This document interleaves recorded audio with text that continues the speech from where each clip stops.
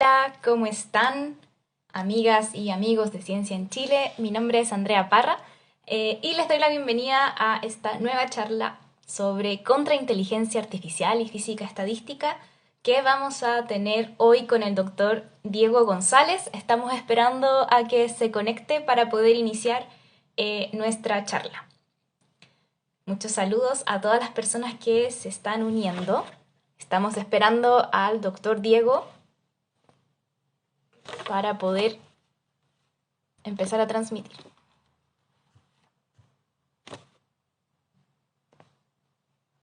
Al doctor Diego.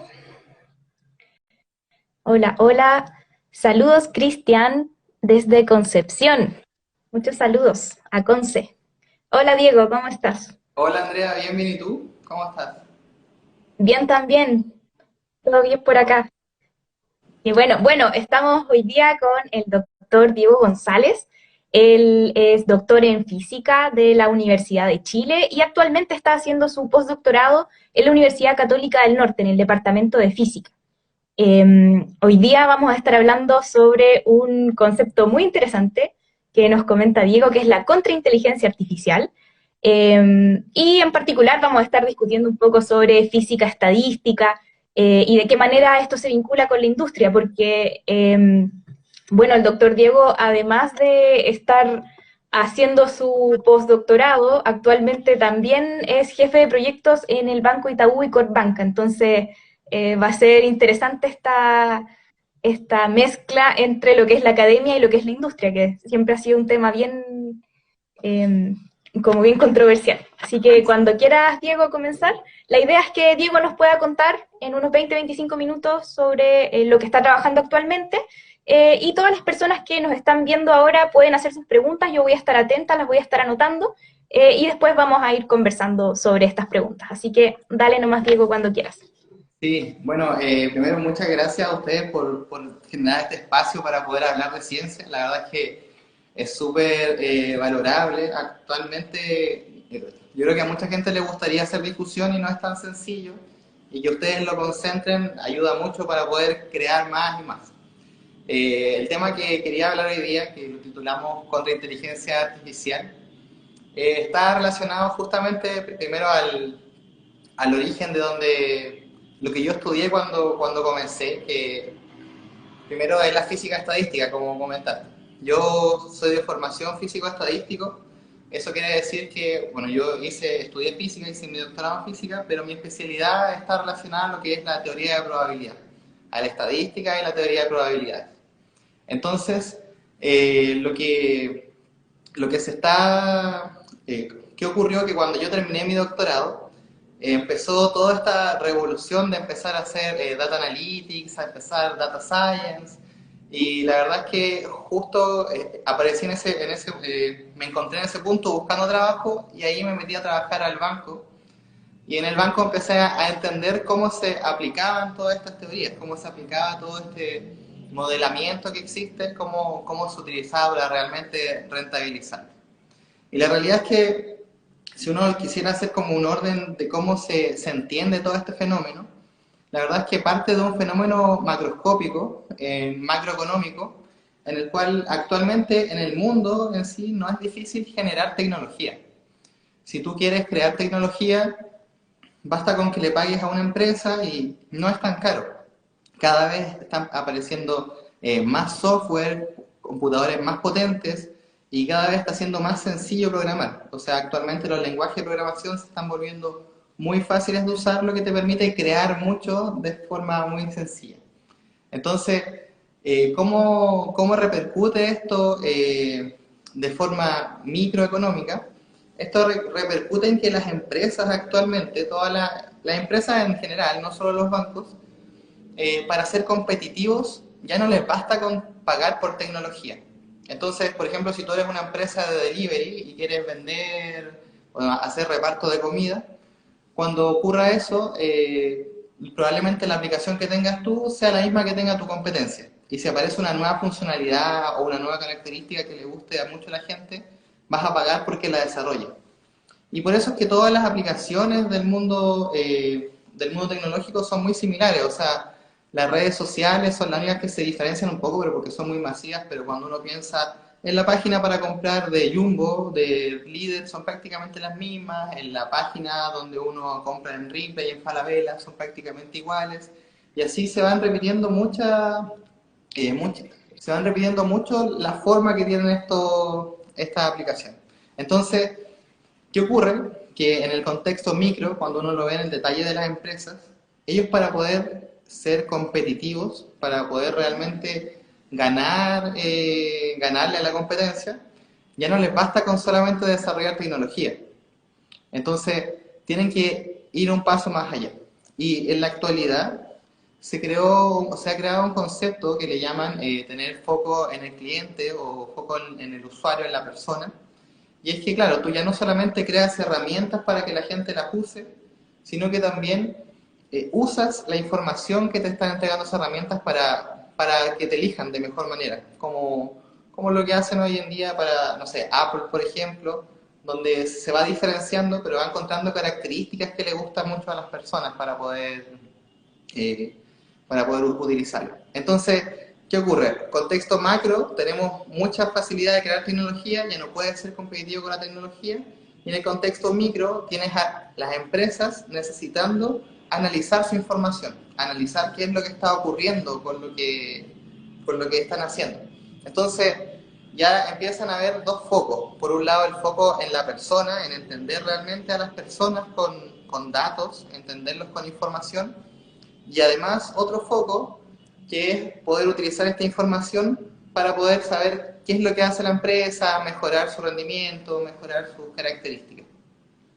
Entonces, eso nos ha llevado hoy en día a que sea tan necesario y tan famoso el data scientist, o el científico de datos. El científico de datos es la persona, es el rol que fue creado para justamente tapar ese agujero que queda, de que tenemos mucha facilidad de crear tecnología, no es difícil ser competitivo así, necesitamos analizar la información.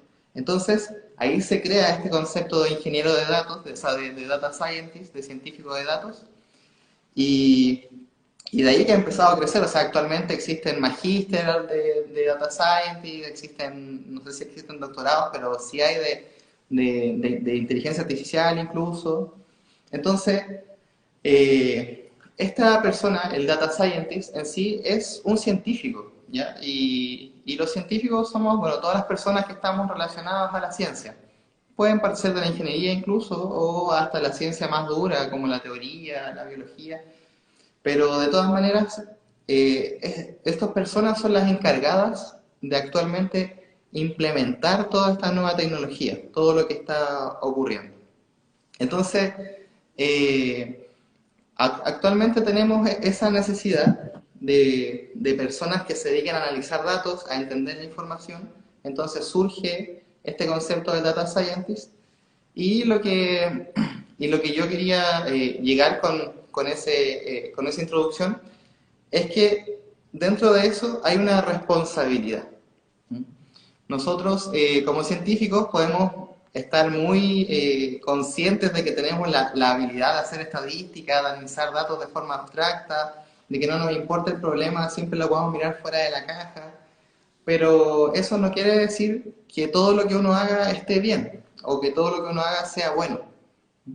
Entonces, ahí es que ocurre hoy en día que se ha desarrollado poco a poco la inteligencia artificial, y esta inteligencia artificial, ¿en qué se caracteriza? En poder automatizar tareas, en poder replicar cosas que hacen las personas, en poder hacer análisis más profundo. Entonces, llegamos a un punto en que, claro, tenemos la capacidad tecnológica para crear herramientas muy potentes, para hacer análisis, para crear automatización, para crear estos robots.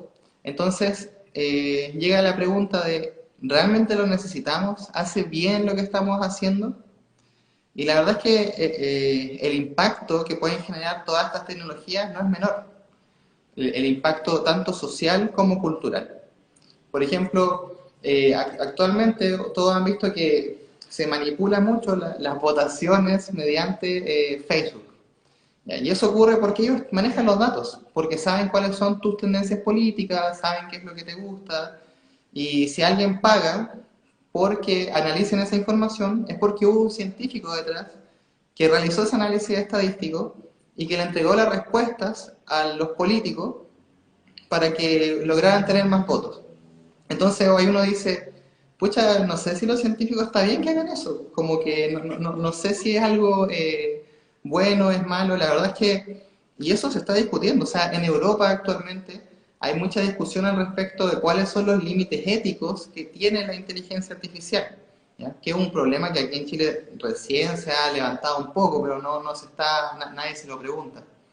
Entonces, el impacto que nosotros podemos generar al aplicar estas nuevas tecnologías es grande.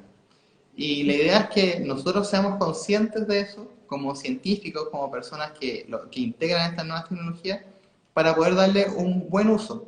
Claro, hay como lo que dicen, como lo que pasa con Cambridge Analytics, como hay mucho problema con los datos. Entonces, el cómo utilizamos la información pasa a ser el punto crucial. Desde mi punto de vista, más que irme por el mundo de lo que es como el mercado negro de la información, el mercado negro de los datos, a mí yo tengo un alto interés por lo que son las aplicaciones. Porque uno con estas herramientas puedes crear, por ejemplo, modelos para vender cosas, para saber qué cliente te va a consumir un cierto producto, a quién ofrecerle una cierta marca, a quién te va a comprar cierta, lo que sea. Entonces, si bien tú puedes usar el modelo para eso, también lo puedes utilizar para cosas que favorecen mucho a la sociedad. Como por ejemplo, apoyar a los alumnos en los colegios, lo que se hace con el COVID, poder hacer buenas proyecciones con lo que está ocurriendo, poder entender bien cualquier fenómeno natural que no tenemos bien entendido. Por ejemplo, claro, los terremotos no se pueden predecir, pero podemos hacer análisis cada vez más inteligentes de lo que está ocurriendo. Ahí dan ejemplos, reciclaje. La verdad es que las aplicaciones son muchas. Por ejemplo, en la actualidad hay médicos, hay centros médicos que tienen una pre-revisión de los exámenes que lo realiza una inteligencia artificial. Entonces, a esa inteligencia se le enseñó previamente, mira, este es un examen y este es su resultado, este otro examen y su resultado. Y después de mucho enseñarle, mucho aprender esa máquina, se logra, se logra crear una máquina que aprenda a leer exámenes. Y eso es algo bueno, yo lo veo como algo positivo. Ahora, ejemplos de cosas negativas, la verdad es que también hay muchos. Y ese es el problema.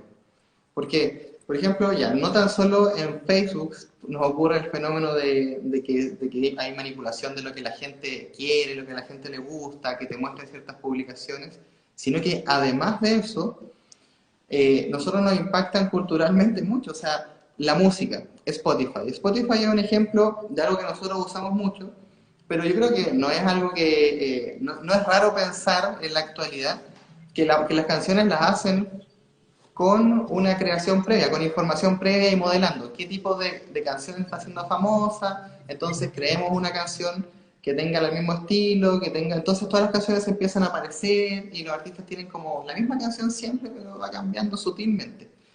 Y eso genera impactos aún más grandes cuando lo piensas como un modelo de negocio. Cuando tú le dices a una máquina, yo quiero que esto me rente dinero, y no solamente quiero, no sé, que sea de una característica muy equilibrada para que le guste a todos, sino que además quiero que rente, ahí es cuando la máquina va a encontrar cualquier camino para lograr eso. Entonces, un ejemplo duro de eso yo encuentro es cuando antiguamente las canciones duraban más, no sé, 10 minutos. Actualmente duran en promedio 3. Y eso va ocurriendo porque, imagínate en Spotify, cuando tú no pagas la versión premium tienes que escuchar publicidad. Entonces, en una canción de 10 minutos, en un lapso de 10 minutos tú vas a escuchar una publicidad.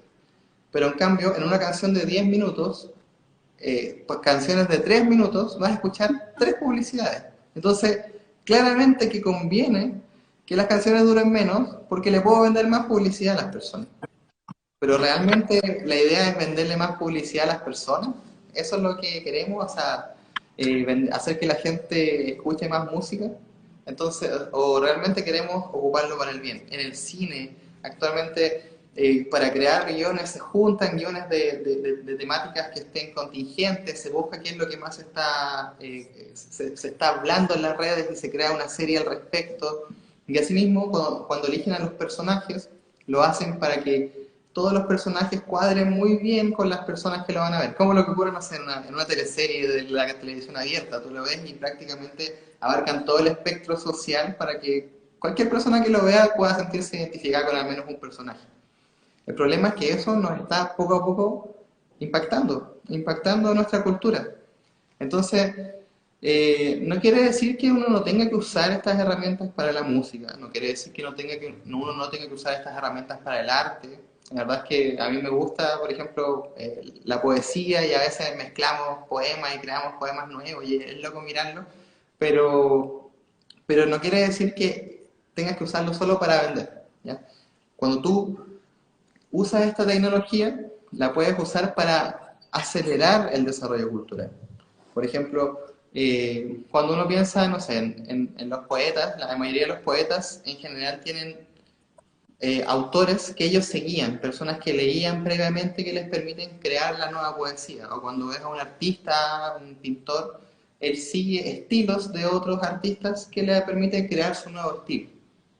Entonces, no es que la creatividad claramente siempre ha sido una relación de ocupar lo que ya se ha hecho y darle una nueva forma, contextualizarlo con la actualidad, pero, pero hay que hacerlo de buena manera, ¿no? No es solamente por rentar. Entonces, ¿tú puedes usar inteligencia artificial para crear música? Claro que puedes utilizarla. Ahora, puedes utilizarla para ganar plata con eso solamente, o puedes utilizarla para poder acelerar nuestro desarrollo cultural, o sea, pasarle esa música a alguien que realmente estudie música y que te diga, ¿sabes qué? Ese sonido es realmente nuevo, yo no me lo había imaginado y ahora a partir de eso trabajemos, creemos algo nuevo. Entonces a un artista le pasa distintos diseños y que cree un nuevo arte. Actualmente hay mucho, se repiten mucho las formas, los colores que usan. De hecho, Instagram se parece mucho en general como visualmente, ¿no? Yo no lo encuentro tan variado, como que siempre las letras son las mismas, los colores.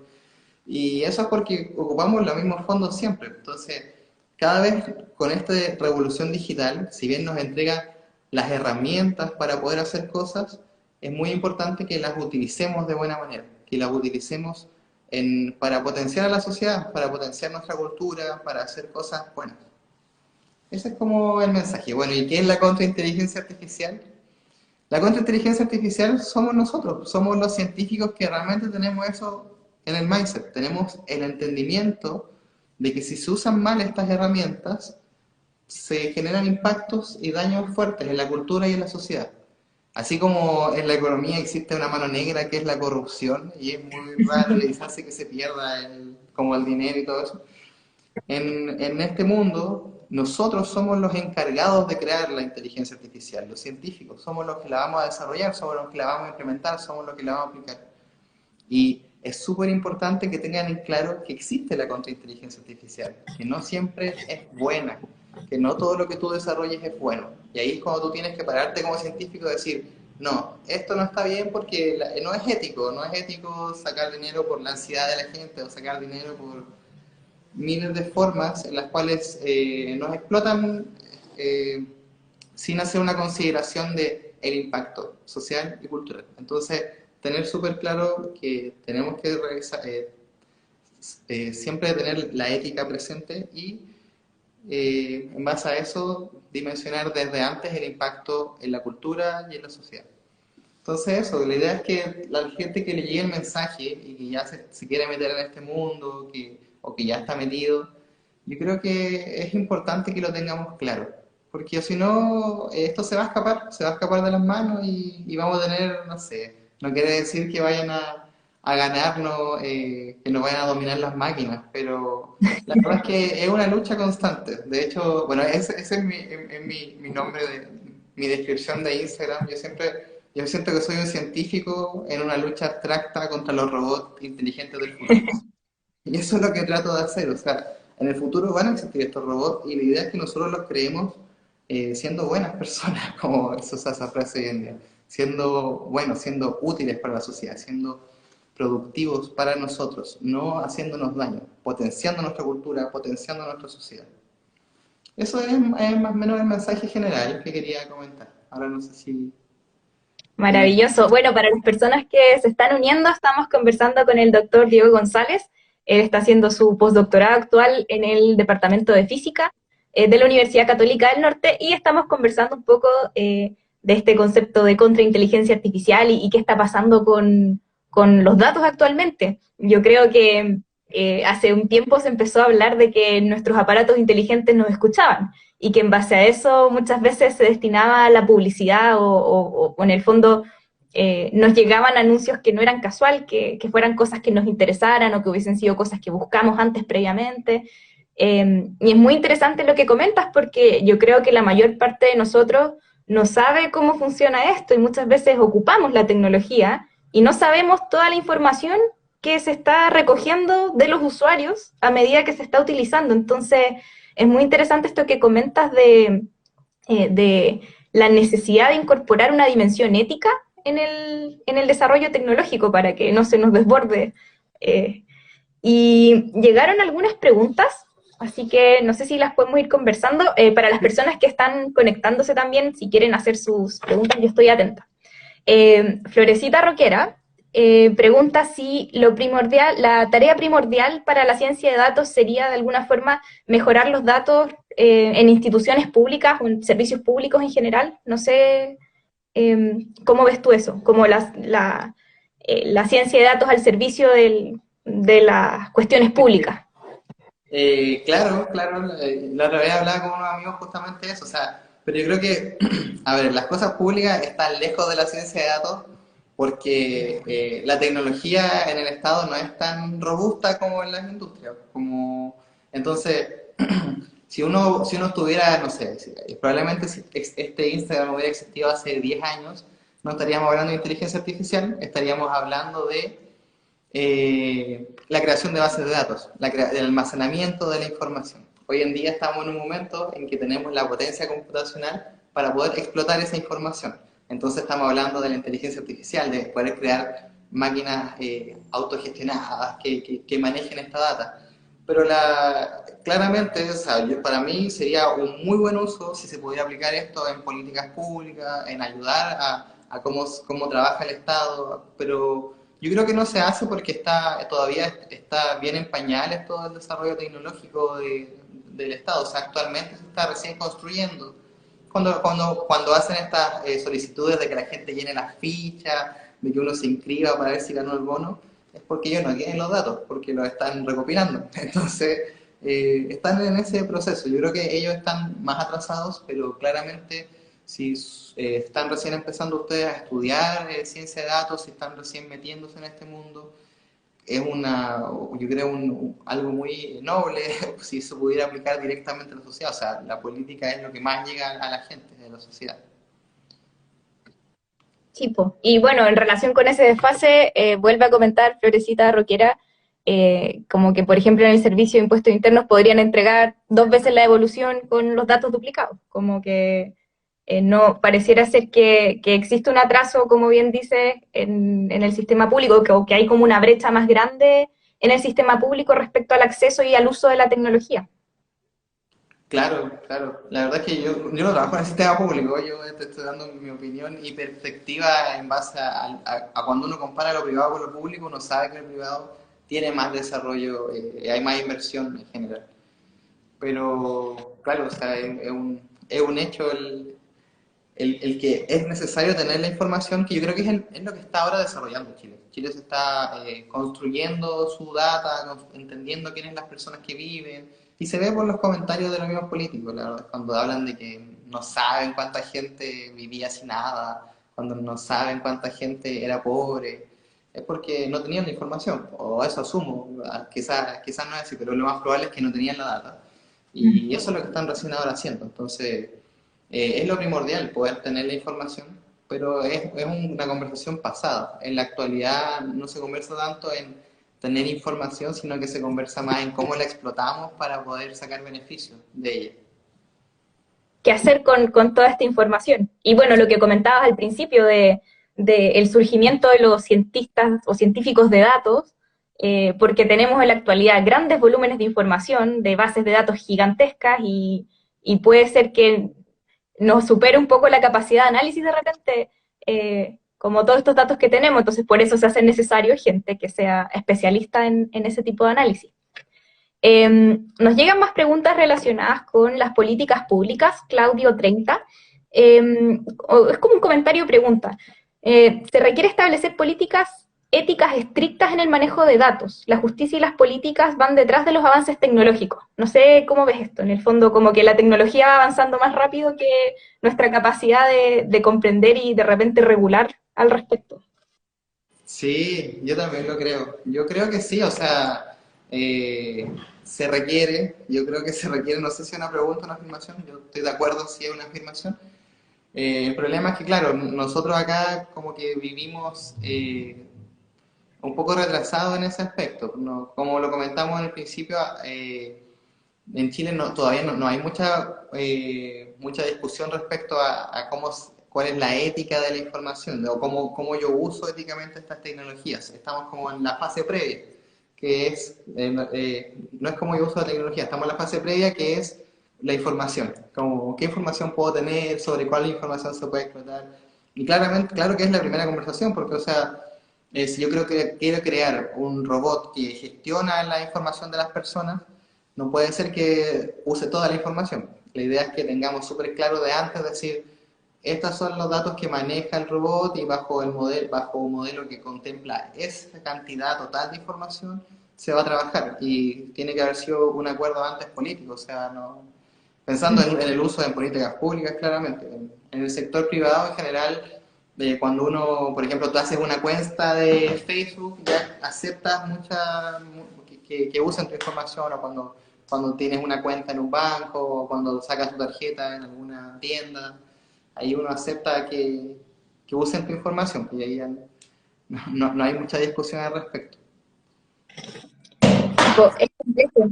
Eh, Han llegado hartas preguntas, las estoy ordenando por acá.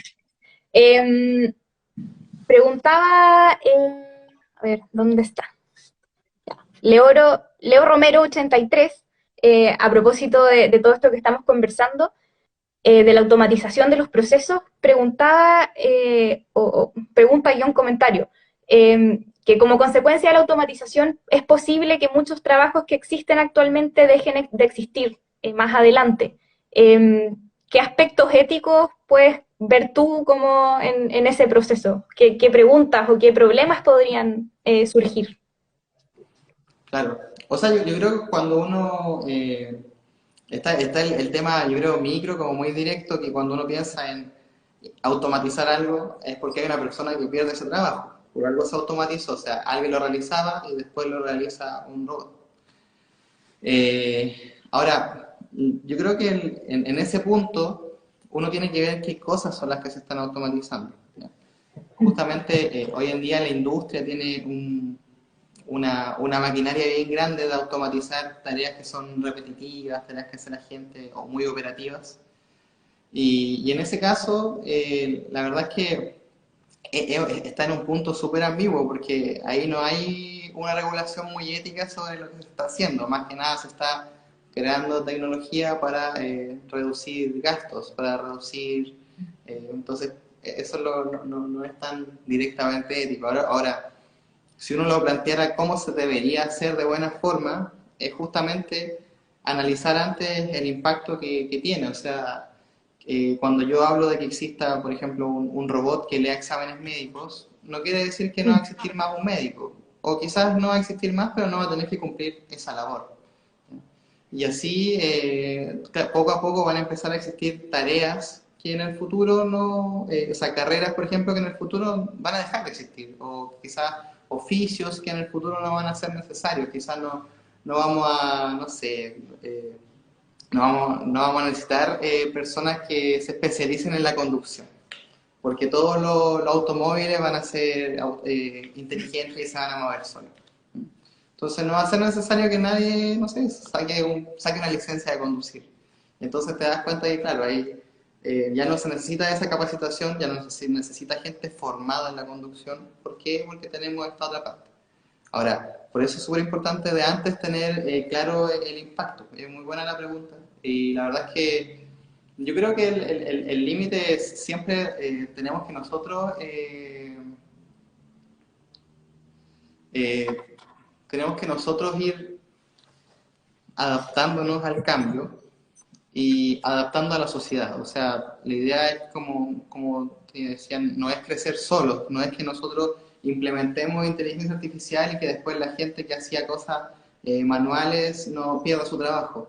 La verdad es que yo creo que es poco probable que ocurra tan rápido, como que de la nada se pierdan todos los puestos de trabajo, cosas por el estilo. Pero sí creo que tiene que haber un plan bien entendido de cuáles van a ser nuestras nuevas obligaciones. ¿Ya? Igual a veces me gusta pensar en un futuro en el cual no hay que trabajar. Imagínate, quizás no hay que trabajar. Como, ¿por qué tenemos que trabajar? Porque claro, en nuestro mundo tenemos que ir al lugar, trabajar, cumplir un oficio, pero quizás si todo fuera prácticamente sustentable, sería tu decisión si quieres trabajar o no.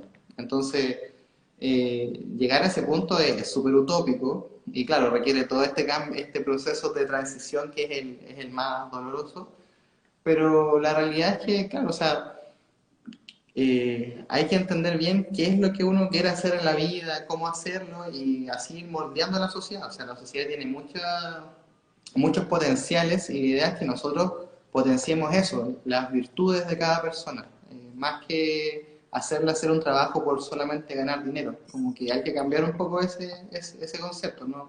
No hay que hacer que la gente trabaje porque gana dinero, porque claro, caemos en este mismo loop, como pago porque se automatice y ya no lo necesito. Entonces, no tiene que ser ese el objetivo de alguna forma. Bueno, eso también, como dices, nos habla un poco de la deshumanización del trabajo actualmente, como si todo puede ser reemplazado por tecnología, en teoría, y que en el fondo lo hacemos para conseguir dinero y subsistir, también nos lleva a preguntarnos como el modelo de sociedad actual que tenemos. Así que es una pregunta interesante. Y bueno, yo tengo formación de bióloga y me cuesta pensar como que hayan procesos que puedan automatizarse por completo, lo que comentabas tú de estas máquinas hipotéticas que lean exámenes médicos, por ejemplo.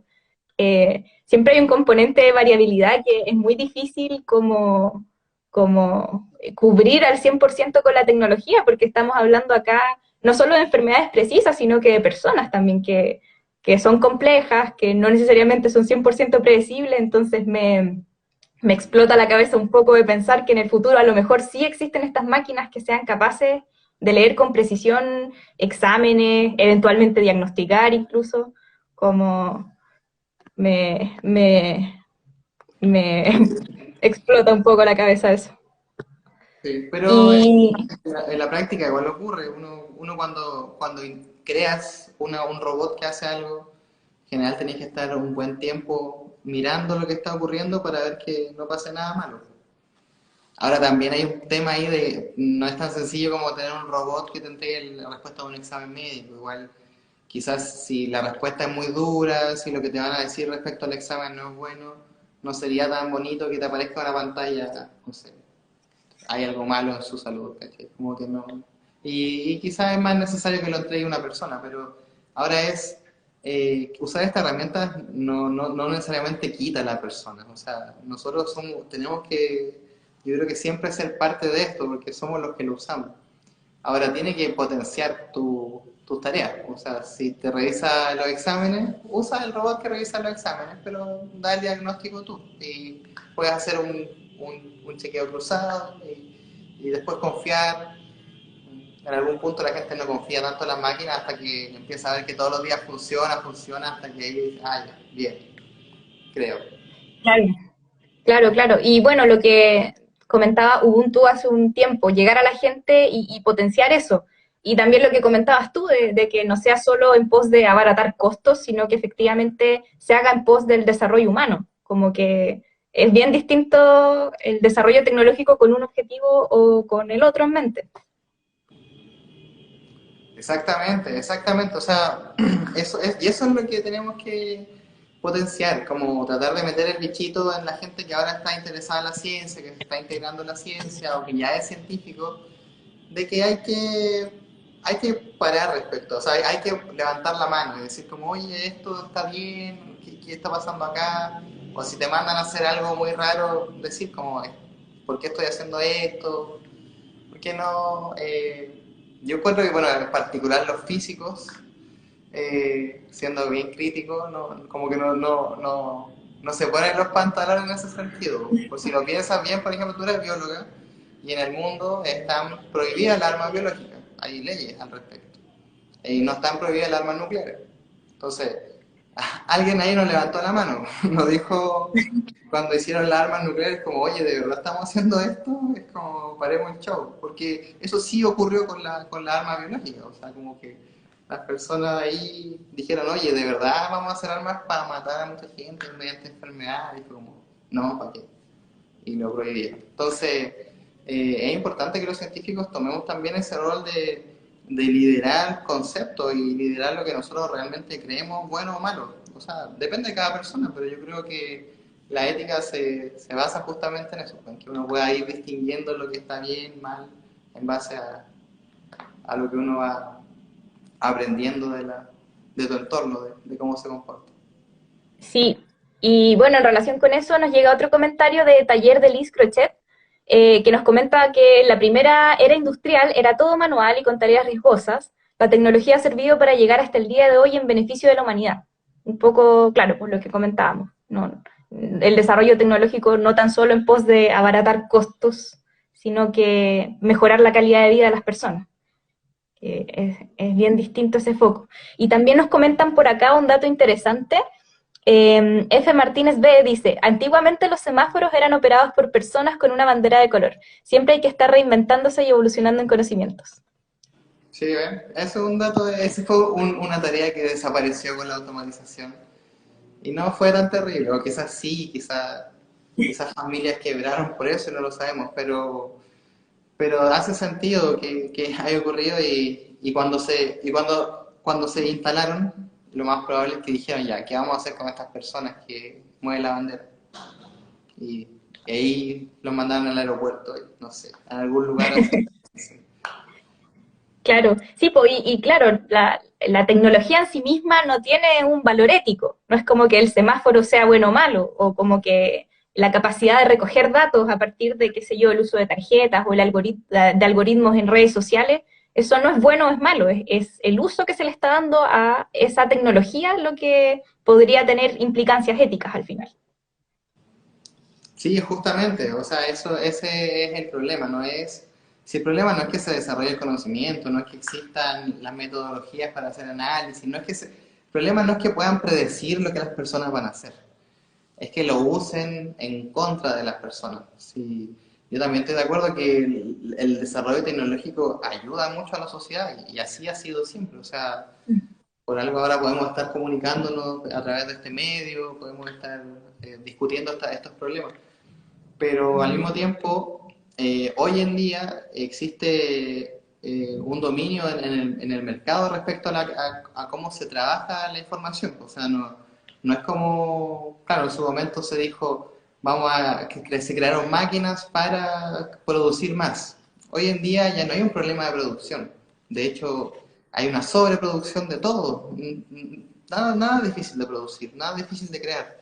Entonces, ya no deberíamos, y uno dice, ah, pero si nada es difícil de crear, si es tan fácil, si hay fábricas que producen más de lo que podemos consumir, ¿por qué igual hay problemas? ¿Por qué igual hay gente que no tiene acceso a eso? ¿Por qué no pasa esto? Y es porque no la usan de buena manera. O sea, claro, o sea, tú puedes tener un potencial muy grande, pero de ahí a cómo lo vayas explotando va a depender siempre de todos los actores involucrados, y principalmente del que corte ahí el queque, pero uno como persona que está involucrada tiene que tenerlo metido ahí en la cabeza. Es que quizás suena raro, pero debería ser algo obvio para las personas de ciencia que si ven algo mal, digan. Es como que tú como bióloga te metieras a trabajar en algún laboratorio y de repente te dijeran como, oye, vamos a crear esto que va a hacer que la gente se resfríe un poquito y después le vamos a vender pastillas.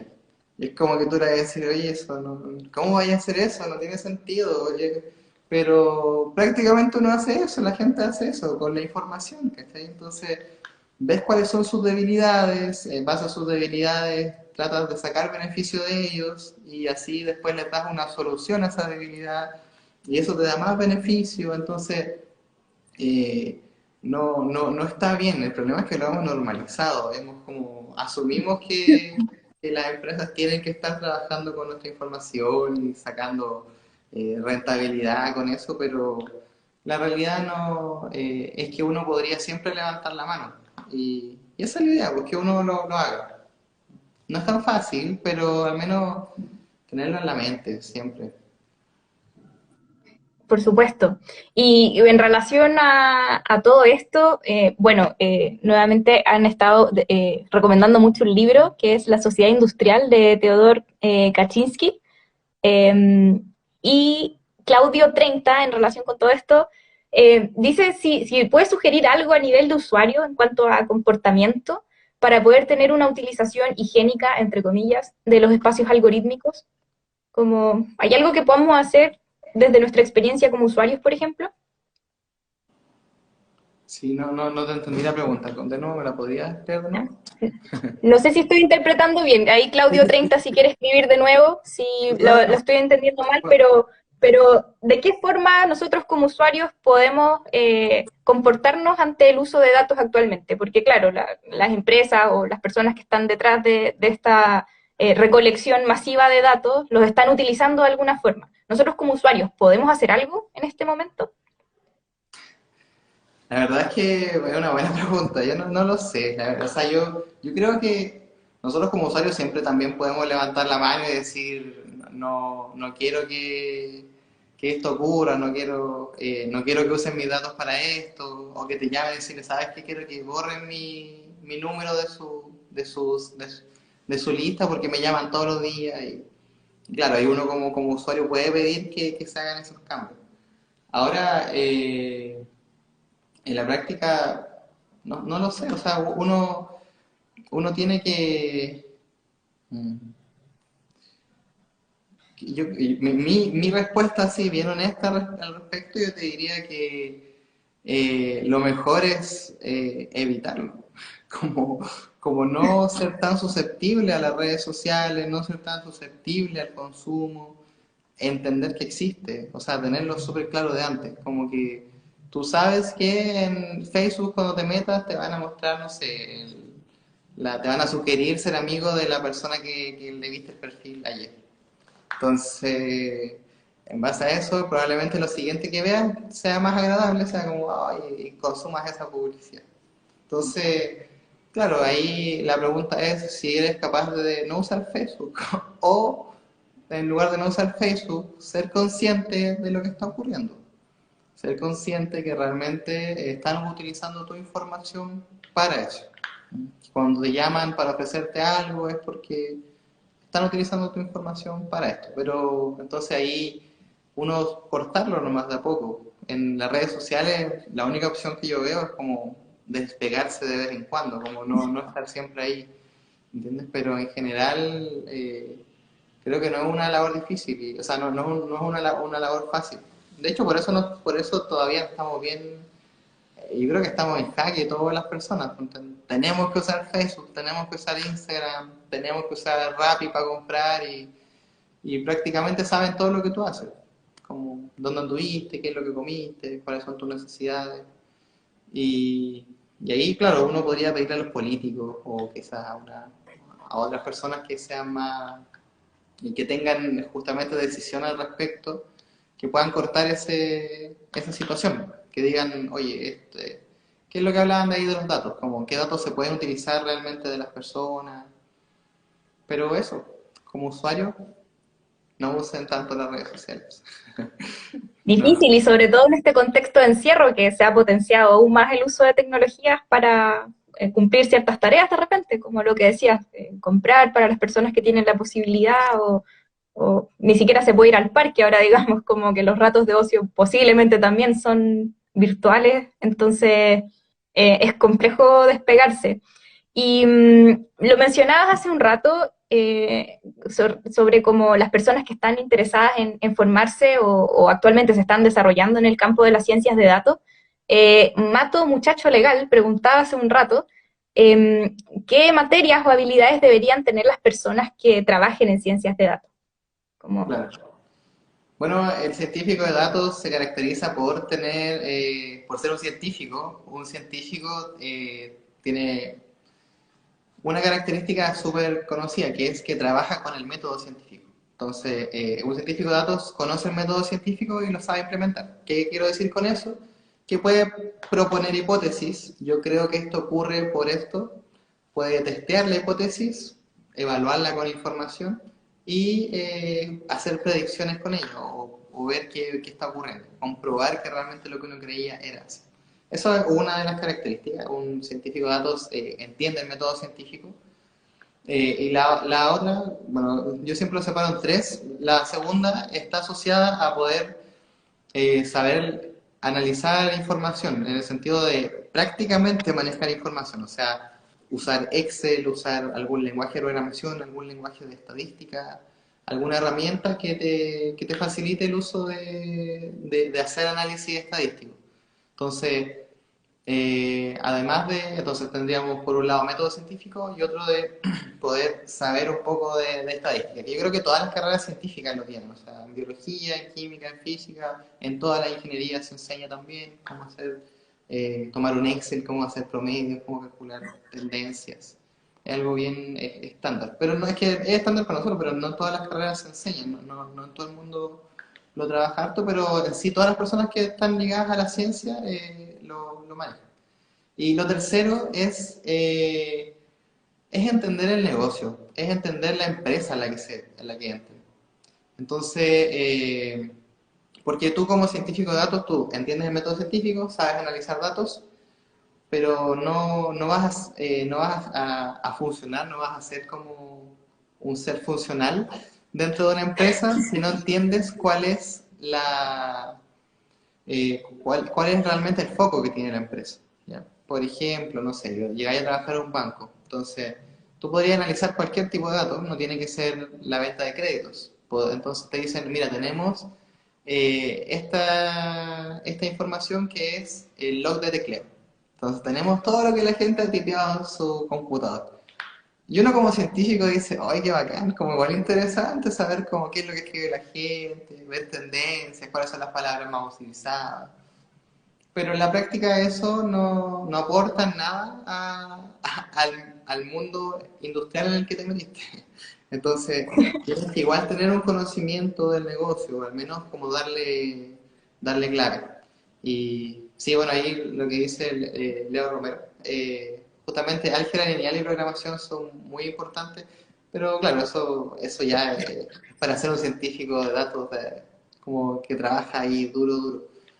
Pero justamente eso, o sea, método científico, poder hacer análisis de datos, que en general eso involucra saber programar y si uno sabe álgebra lineal es lo ideal. La verdad es que la mayoría de la gente no lo aprende y simplemente lo aplica, ¿ya? Porque hay muchas librerías de Python, de programación, que ya tienen las herramientas incorporadas, entonces lo usas fácilmente. Y por último, lograr tener un entendimiento del negocio, saber qué tipo de datos pueden ser de utilidad o de interés, o qué tipo de resultados pueden llegar a ser de interés. Entonces ahí te armas como científico porque sabes que es necesario, empiezas a plantear hipótesis sobre qué podrías hacer para mejorar esas cosas necesarias y las validas con tus habilidades de análisis de datos y de testear con data. Perfecto. Diego, ya estamos acercándonos a la hora, se pasó volando este rato. Demasiado interesante el tema en el que trabajas y sobre todo como las preguntas de más corte ético que surgen a partir del desarrollo de la ciencia de datos. Sí, Eh, sí, ¿no? Y es todo un mundo que está ocurriendo como de manera invisible de repente. Yo insisto en que muy posiblemente la mayor parte de nosotros no es consciente de lo que pasa ni de los volúmenes de información que actualmente se manejan, como dónde van todos los datos cada vez que damos el root, por ejemplo, para tener puntos, supuestamente cuando compramos algo, o cuando cada vez que apretamos ese botón de aceptar términos y condiciones y que apostaría que la mayoría no los leemos, eh, como es súper interesante parar un poco, pensar, reflexionar como qué está pasando, y también para las personas que están dedicándose a la ciencia de datos, como poder tener un poco más de, injerencia o capacidad de como agencia en lo que se está haciendo con esa información. Entonces, como muy relevante todo lo que nos cuentas y ojalá que se siga desarrollando como campo también, pues. Sí, claro. No, yo creo que sí. O sea, ya se está discutiendo los límites éticos que tiene la inteligencia artificial, al menos en Europa, harto, Alemania principalmente. Y está llegando cada vez más a Chile. En Chile estamos un poco más atrás, estamos recién discutiendo cuáles son los datos que se pueden utilizar de las personas, pero el siguiente paso es llegar a esa discusión sobre cómo podemos utilizar esa información de las personas, hasta qué punto está bien ahí tener ese control o entendimiento de lo que está ocurriendo. Súper. Nos dicen por acá, Florecita Roquera, si no me equivoco, sí, programa en NR, es gratuito. Bueno, todo, a propósito de todo lo que comentabas, que cada vez está mucho más al alcance de más personas el acceso al desarrollo tecnológico o a los lenguajes de programación, como a entrar en este mundo eh, de ciencias de datos, como creo que hay hartas plataformas para poder desarrollarlo, y es cosa de ponerse a investigar un poquito nomás para entrar en Sí, este mundo. yo recomiendo mucho una librería que se llama TensorFlow, muy buena, y tiene todas las herramientas de álgebra lineal o de machine learning para poder... De hecho, creo que esa aplicación que comentaron en un comentario, esa de los pajaritos que te reconoce pájaros, o otro que reconoce Sí, cualquier flor, la hicieron con TensorFlow. Esas fueron creadas como... Y la hizo gente así como unos estudiantes, dijeron, no, voy a hacer algo útil para la sociedad, y hicieron eso. Después aparecieron empresas que las toman, la vuelven más bonita y las venden, pero en general el concepto se crea gratuito y lo crean personas. Sí, oye, muchas gracias por la invitación. La verdad yo feliz de poder conversar de todos estos temas con ustedes. Me importa mucho que lo tengan, toda la gente involucrada en la ciencia tenga muy metido en la cabeza de que esto genera un impacto en la cultura, de que genera un impacto en la sociedad y además de ese impacto que nosotros somos las personas que pueden hacer algo al respecto, porque somos los que lo están integrando. El ejemplo que te decía, o sea, cuando decían se manipularon las elecciones o se utilizó data para saber qué hacer, es porque alguien lo hizo. Entonces, ese alguien debió haber visto esta charla antes. De cómo voy a ocupar los datos para manejar las elecciones, ¿no? Porque, claro, hay que ver hasta qué punto está bien lo que se está haciendo. Entonces, generar el espacio para poder conversar de eso y la verdad es que la ciencia de datos, la física es muy interesante y la ciencia en general. Y la verdad es que no nos va a dejar de sorprender, lo más probable es que sigan aumentando la capacidad de los computadores, que tengamos más capacidad de almacenamiento y cada vez estemos conectados de forma más rápida, lo que sea, lo que va a generar que se necesiten más científicos de datos todavía y que se generen nuevas y cada vez más potentes tecnologías que están analizando casi a tiempo real lo que está ocurriendo. Entonces, tenerlo ahí súper claro. súper. Suena abrumador ese futuro como medio distópico, pero cada vez se hace más posible. Sí, Eh, sí, bueno, gracias a ti, Diego, por compartir con nosotros el tremendo trabajo que estás haciendo actualmente. Y también explicarlo de manera atractiva, porque podría hablar de física estadística, me imagino que podría ser bien denso, pero como la idea justamente es poder acercar estos temas a las personas que no necesariamente son especialistas en estas áreas. Así que muchísimas gracias a ti por compartir con nosotros ahora. Y a las personas que estaban comentando, si entre ustedes ahora o personas que nos van a ver en el futuro, hay alguien que esté haciendo su postdoctorado y quiera compartir también el proyecto que está desarrollando con nosotros, estamos muy disponibles para hacerlo, así que estamos constantemente publicando un forms para que se inscriban, para que estén atentos. Estamos como muy contentos de poder compartir con los investigadores en nuestro país y coincido contigo que al comenzar mencionaste lo importante que es la divulgación para todas las personas que estamos en el ámbito de la ciencia. Así que, de nuevo, muchas gracias por estar acá. sí. Eso, no, gracias a ustedes. Y únanse a la contrainteligencia. Es importante. Nosotros, los científicos, podemos hacer grandes cambios. Lo importante es que levantemos la mano y logremos estar ahí para generar esos cambios. Súper, Muy sin bien. hacer ciencia, pero sin olvidar esta dimensión ética, muy importante. Sí. Ya, pues Diego, muchas gracias a todas las personas que nos vieron ahora o que nos van a ver en el futuro. Y nos vemos la próxima semana. Vamos a estar conversando sobre meteorología con Michelle Adam, así que para que se conecten. Vamos a estar hablando también un poco sobre cambio climático, así que va a estar muy interesante. El próximo jueves 29 a las 7, también por este Instagram en vivo. Así que nos vemos en una próxima charla y muchas gracias de nuevo, Diego, por Gracias, todo. que Que te vaya estén muy muy bien. bien. Chao, chao. Chao.